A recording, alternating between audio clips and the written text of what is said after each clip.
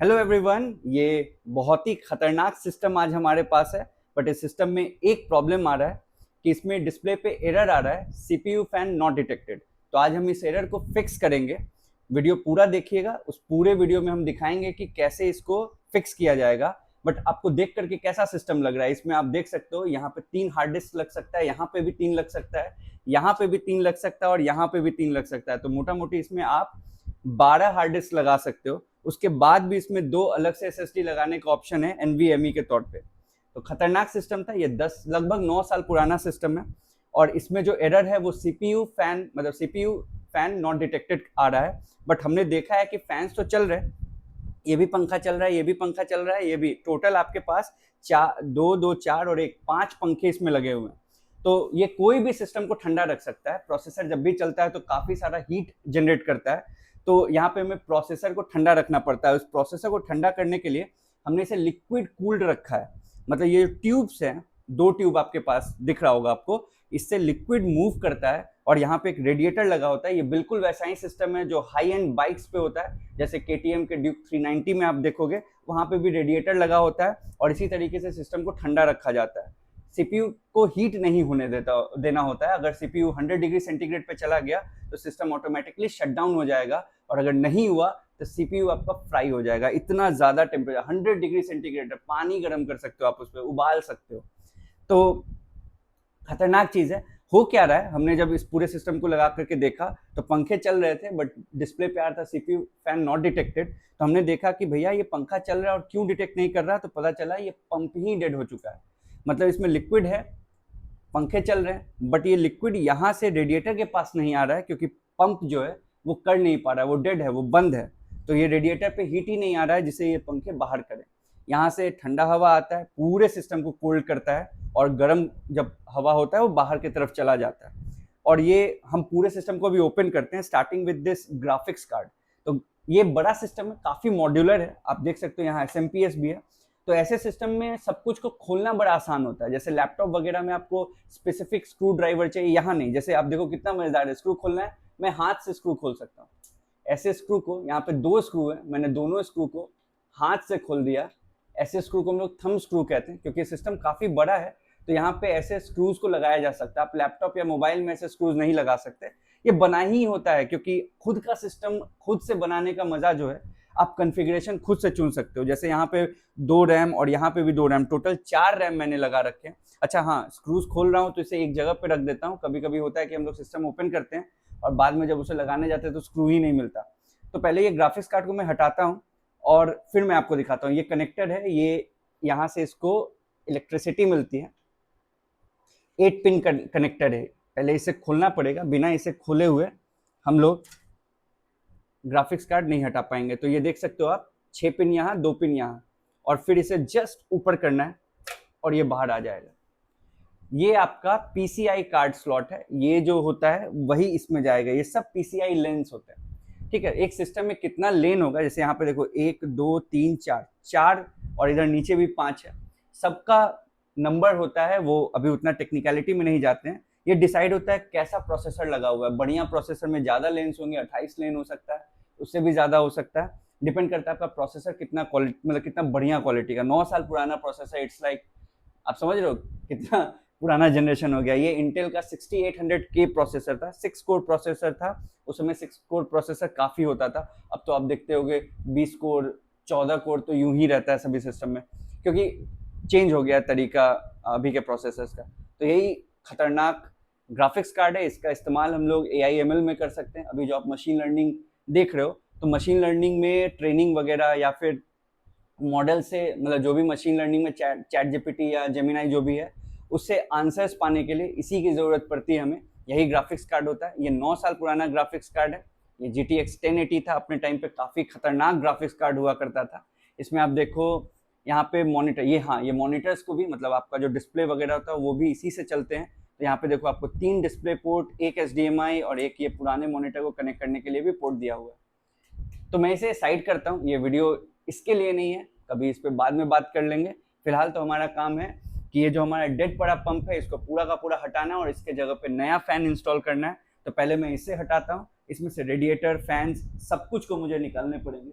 तो बारी बारी से सबको हटाते हैं। सबसे पहले स्टार्ट करते हैं, हमारे ये पंखे हैं इनको भी हटाएंगे, और एक चीज और, पंप को भी बाहर निकालेंगे। पंप प्रोसेसर से 4 स्क्रू से वो भी कनेक्टेड है, और मजेदार बात है कि वो भी सिर्फ और सिर्फ इन हाथों से निकल जाएगा। देखो आप यहाँ पे एक यहाँ पे लगा हुआ है स्क्रू, तो मैं इसे निकाल देता हूँ। हम लोग हमेशा स्क्रूज को एक सही जगह पे रखेंगे, अदरवाइज बड़ी परेशानी होती है, स्क्रू नहीं मिलता है, और ऐसे स्क्रूज को नॉर्मल मार्केट में ढूंढना भी थोड़ा टफ हो जाता है। तो ये स्क्रू, एक स्क्रू गिर गया नीचे, मैं उसे भी बाहर निकाल देता हूँ। 2 निकल गया। यहाँ पे हमें 2 स्क्रूज की और ज़रूरत है निकालने को, तो ये तीसरा स्क्रू भी निकल गया, और यहाँ पे एक स्क्रू और है जिसे मैं निकाल दूंगा। तो हमने यहाँ पे चौथा स्क्रू भी खोल दिया है,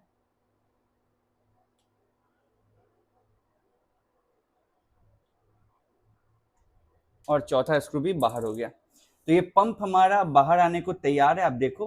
लेकिन अभी बाहर नहीं निकालूंगा, पहले कुछ वायर्स हैं, जैसे ये फैंस हैं, वो इसी पंप से कनेक्टेड है, तो इसको भी निकालना पड़ेगा। थोड़ा इसमें दम लगाना पड़ेगा। निकालने के लिए निकल गया एक तार, और ये दूसरा, थोड़े ध्यान से क्योंकि तार टूटे भी ना। निकल गया। तो अब इस पंप को बाहर कर सकते हैं। एक और वायर इसमें लगा हुआ है, ये यूएसबी वायर है, जिसे इस पंप को बिजली मिलती है, और साथ साथ में इसमें एक आरजीबी लाइट भी लगा हुआ है, हम उसको भी कंट्रोल कर सकते हैं। तो ये हमारा निकल तो गया है, बट एक वायर मुझे और दिख रहा है जिसे निकालना पड़ेगा, जो कि यहाँ पे है। उससे पहले मैं क्या करता हूँ, पहले वायर निकल सके तो निकाल ही लूँ। नहीं, वायर निकालने के लिए मुझे सबसे पहले इन पंखों को खोलना पड़ेगा। तो मैं स्टार्ट करता हूँ इस पंखे के साथ। यहाँ पे भी 4 स्क्रूज हैं, ये थोड़े डिफरेंट तरह के स्क्रू हैं, तो इसे भी निकाल लेते हैं। एक स्क्रू निकल गया। हमें इस बात का भी ध्यान रखना होगा कि ये पंखा या रेडिएटर भारी होगा, ये सीपीयू पे ना गिरे, सीपीयू को तंग ना होना चाहिए। सीपीयू हमारा किसी भी सिस्टम में सीपीयू थोड़ा कॉस्टली होता है, तो सीपीयू डैमेज नहीं होना चाहिए।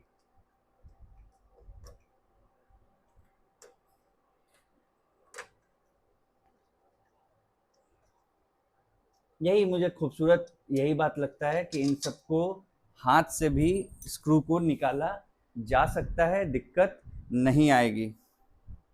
और हमारे पास एक स्क्रू यहाँ पे भी है, बस थोड़ा सा इसको ढीला स्क्रू ड्राइवर से कर दूं, बस उसके बाद तो ये हाथ से भी आ जाएगा।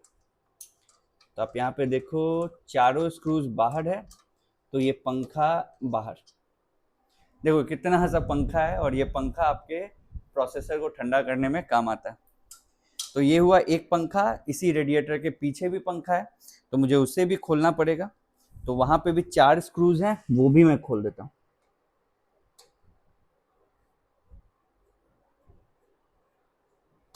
स्क्रूज थोड़े टाइट हैं, तो थोड़ा टाइम लग सकता है।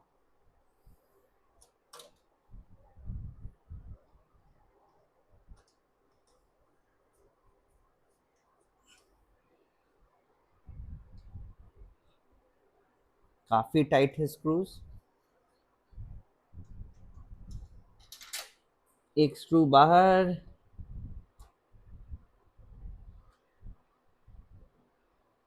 यहाँ पे दूसरा स्क्रू भी लगभग लगभग बाहर, तो 2 स्क्रूज निकल गए हैं, और एक यहाँ पर भी स्क्रू ड्राइवर से निकालना पड़ेगा।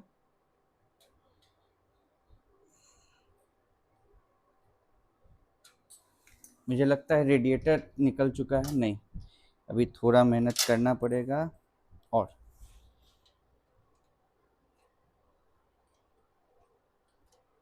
आई थिंक निकल गया है। तो चारों स्क्रूज बाहर है, ये आपका टोटल बाहर निकलने को तैयार है यूनिट, और पंखा भी आपका निकल जाएगा बाहर। तो फैन बाहर है। एक वायर मैंने आपको बोला था यहाँ पे भी है, इनफैक्ट 2 वायर था, एक ये भी था जो कि इसमें कनेक्टेड है, तो पता नहीं फॉर सम रीज़न बाहर निकला हुआ है।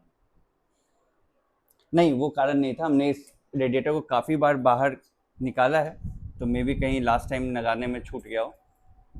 तो ये है आपका रेडिएटर, ये बहुत गंदा भी हो जाता है। मैंने इसको पूरा क्लीन कर रखा है, अदरवाइज ये इतना डस्ट रहता है इसमें कि आप जब इसको झाड़ोगे तो ज़मीन पूरा मिट्टी से भर जाएगा। और ये इंपॉर्टेंट पार्ट है, इसे हम हीट सिंक भी कहते हैं। आपको शायद कैमरा में अब दिख रहा होगा, यही आपके प्रोसेसर के टॉप से, आप यहाँ पे देखो हल्का सा कुछ कुछ लगा हुआ दिख रहा हो, ये ग्रे कलर का है।